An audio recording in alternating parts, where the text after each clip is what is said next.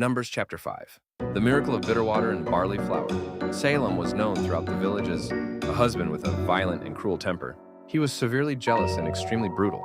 Milka, on the other hand, was Salem's wife. Bold, generous, and fearless. She got along well with the villagers and occasionally had affairs. Eleazar was a priest burdened with the duty of delivering a fair judgment.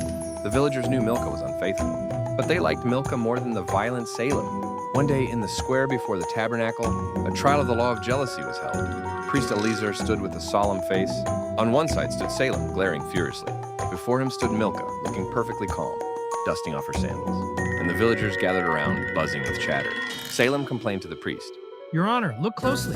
That woman has been oiling herself every night, and crawling into the east tent, I saw it with my own eyes. Give that wicked woman the bitter water of the curse and make her belly burst. Milka yawned and said, Oh, what a racket. You make a scene even when I just go to the bathroom. Screaming, I'm off to meet someone. And now you've dragged me all the way here? The villagers whispered among themselves. Dead man beat his wife black and blue last month. And now he's lost it again. No wonder Milka's heart wandered. But did she really cheat? Yesterday, she was exchanging glances with young Hophni. Shh, keep your voice down. They say that water will make your belly burst. Oh, Milka, what will happen to you? Priest Eleazar sighed and spoke solemnly. Ahem. Silence! According to the law of Yapak, I shall perform the grain offering of jealousy. Salum, present the barley flour you brought. Salem placed the sack of coarse barley on the altar and said, Here it is. I prepared it rough with the husk still on. May it bring that woman's sin to light. Priest Eleazar mixed the barley flour without oil or incense, then scraped dust from the tabernacle floor into a bowl. Milka, this is the bitter water that brings a curse. If you have lain with another man and defiled yourself while married to your husband, this water will enter your body, make your thigh waste away, and cause your belly to swell, and you shall become a curse among your people. But if you are innocent, you shall suffer no harm and shall conceive. The priest dipped the scroll of curses into the water. The water turned pitch black. The crowd watched, holding their breath. Salem said with an expectant face, Hey, Milka, now your insides will melt away. Get on your knees and beg, then I'll just banish you and be done with it. Milka sneered and muttered, Oh my, how terrifying. You think just because I had an affair, God would take the side of a wretch like you? I'm not afraid of this Yahweh trickery. That idiot. Give a thingy when I'm fine after drinking this. You think I'd be scared of some muddy water?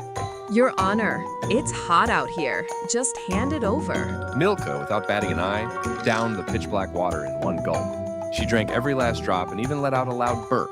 Salem's eyes widened as he shouted with anticipation. It's bursting. Now it'll burst. Clutch your belly. Fall down. The villagers covered their eyes and cried out. No! Milka, no! Milka stood still and touched her belly, and suddenly tapped her stomach. Huh? My belly feels. Salem shouted excitedly. See, her belly is swelling. The curse. Milka looked at her husband with pity and said, No, I'm just hungry. Maybe because you starved me since morning. That barley flour water actually filled me up. It's quite savory. Priest Eleazar was startled and checked Milka's complexion.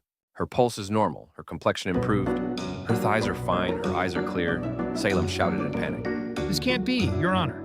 Perhaps you didn't add enough dust. That woman was clearly in the east tent yesterday. Priest Eleazar firmly blocked Salem and said, Silence, Salum.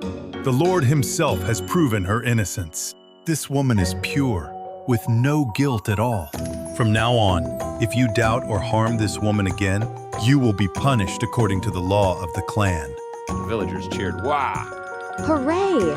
Milka lives! Yahweh is just. That wicked Salum got what he deserved.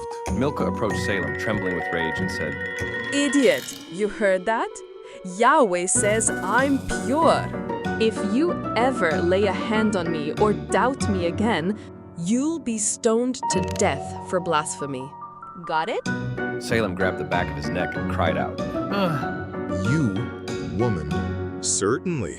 Surely. Milka winked at the villagers and said, To celebrate Yapak recognizing me as pure, tonight at Hophni's house in the East tent, I'm throwing a lamb party.